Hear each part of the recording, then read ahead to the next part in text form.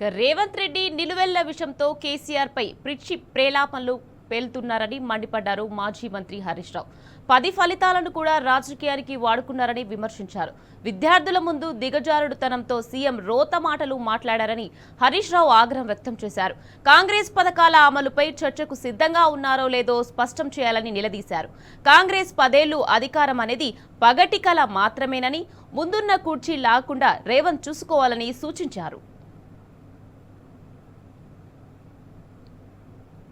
10 గంటలకు విడుదల చేయాల్సిన ఫలితాలను 2 సార్లు సమయం మార్చి చివరికి 2:30కు విడుదల చేశారని హరీష్ రావు విమర్శించారు. ఫలితాల కోసం ఎదురు చూసే పిల్లల జీవితాలతో వారం రోజులుగా తేదీలు మార్చి టైమింగ్స్ మార్చి ఆడుకున్నారని హరీష్ రావు తప్పుపట్టారు. సీఎం హోదాను మర్చి విద్యార్థుల ముందు రేవంత్ నీచంగా మాట్లాడారని అన్నారు.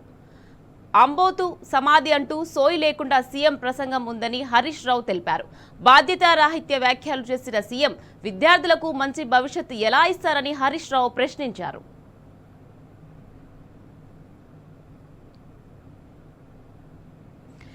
బీఆర్ఎస్ రథోత్సవ సభ గ్రాండ్ సక్సెస్ తో రేవంత్ కు నిద్ర పట్టడం లేదని మాజీ మంత్రి హరీష్ రావు తెలిపారు. విద్యార్థుల మెదళ్లలో విషం నింపే కుట్ర నుంచి రేవంత్ బయటకు రావాలన్నారు. రవీంద్ర భారతిలో రాజకీయాలు మాట్లాడి దాని గౌరవాన్ని తగ్గించారని విమర్శించారు. కాంగ్రెస్ ముమ్మాటికి తెలంగాణకు విలన్ పార్టీనేనని హరీష్ రావు స్పష్టం చేశారు. తెలంగాణను కాంగ్రెస్ పార్టీ ఇవ్వలేదని, ఉద్యమం చేసి రాష్ట్రం ఇచ్చే అనివార్య పరిస్థితిని కాంగ్రెస్ కు కేసీఆర్ కల్పించారని గుర్తు చేశారు. కేంద్రం మెడలు వంచి కేసీఆర్ తెలంగాణ సాధించారని హరీష్ రావు చెప్పారు.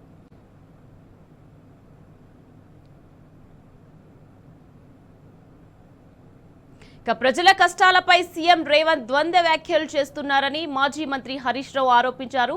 ప్రజలు కష్టాల్లో ఉన్నారని ఒకవైపు చెబుతూ మరోవైపు ప్రజాపాలన అంటూ తప్పుదోవ పట్టిస్తున్నారని విమర్శించారు. రథోత్సవ సభకు వచ్చిన జనాన్ని చూసి మైండ్ బ్లాక్ అయినట్లుందని హరీష్ రావు ఆరోపించారు. ఏ పథకం ఆగిపోలేదని చెప్తున్న సీఎం బీఆర్ఎస్ పథకాలపై సమాధానం చెప్పాలని డిమాండ్ చేశారు. కేసీఆర్ కిట్, దళిత బంధు, బీసీ బంధు, గొర్రెల పంపిణీ, 2 నెలల ఫింక్షన్, డబుల్ బెడ్రూమ్, స్కాలర్షిప్లు, ఫీజు రియంబర్స్మెంట్ల ఆగలేదని సీఎం సమాధానం ఇవ్వాలని హరీష్ రావు నిలదీశారు.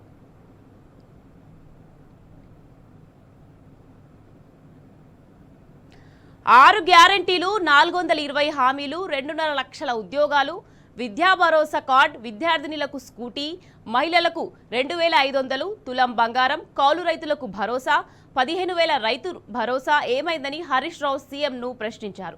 హామీలన్నీ గాలి కొదిలేసి సిగ్గు లేకుండా సీఎం మాట్లాడుతున్నారని విమర్శించారు.